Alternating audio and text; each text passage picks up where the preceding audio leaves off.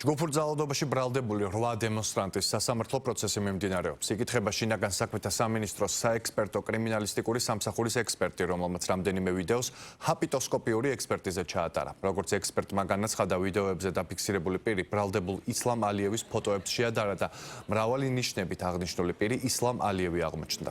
პროცესზე აქციებისას გადაღებული ვიდეოებიც აჩვენეს. პროკურორის თქმით, არაერთხელ ჩანს კადრებში ისლამ ალიევი, რომელიც სხვადასხვა ნივთებს ისვრის. ადვოკატებმა მონტაჟზე და ექსპერტიზისას პროცესუალურ დარღვევებზე ისაუბრეს. ადვოკატებმა ასევე სატელევიზიო კამერის დაშვების შუამდგომლობა დააყენეს. მათი თქმით, ერთ-ერთმა ტელეკომპანიამ იუსტიციის საბჭოში გადაღების მოთხოვნით განცხადება შეიტანა, თუმცა პასუხი არ მიუღია. ადვოკატებმა საერთო სასამართლოების შესახებ კანონში იმ ცვლილებებზე მიუთითეს, რომელიც ბოლოს განხორციელდა და ვიდეო გადაღებაზე ნებართვას იუსტიციის საბჭო გასცემს. ადვოკატმა ასევე ევროკონვენციის მე-6 მუხლზე მიუთითა, რაც პროცესის გამჭვირვალობას და ღიაობას გულისხმობს. ადვოკატებმა ითხოვეს მოსამართლეს იუსტიციის საბჭოსთვის მიემართა და პასუხი გაერკვია. ბრალდების მხარებ დაცვის მხარის მოთხოვნა არ გაიზიარა. პროკურორის განმარტებით დარბაზში 100 დამსწრია და სტენოგრამაც იწერება, რითაც სხდომის საჯარაობა არ ირღვევა. მოსამართლის განცხადებით, პროცესი დახურული არაა და სატელევიზიო კამერის დასწრებაზე იუსტიციის საბჭოს გადაწყვეტილება მისთვის უცნობია.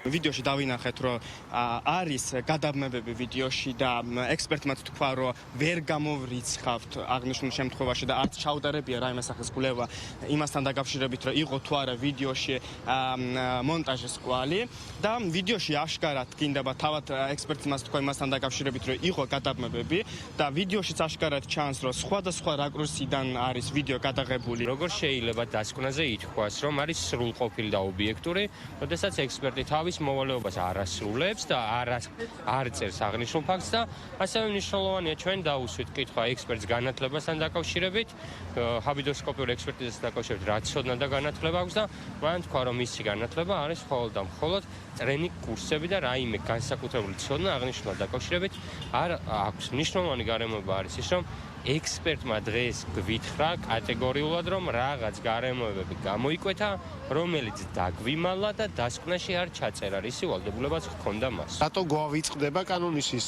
დანაწესი, რომელიც ამბობს, რომ საერთაშორისო ხელშეკრულებას უპირატესი იურიდიული ძალა აქვს და თუ საერთაშორისო ხელშეკრულებაში გვიწერია, რომ მხოლოდ იმ შემთხვევაში შეიძლება, როცა უშროების და უსაფრთხოების საკითხებია და სხვა მსგავსი საკითხი დღის ეს რიგში და თუ ამ კონკრეტულ შემთხვევაში ვერავინ ვერ ასაბუთებს მედიის შეზღუდვის ლეგიტიმურობას, მაშინ რატო ვზღუდავთ მედიას? ეს კითხვა დავსვი და ამ კითხვაზე პასუხი ვერ მივიღეთ.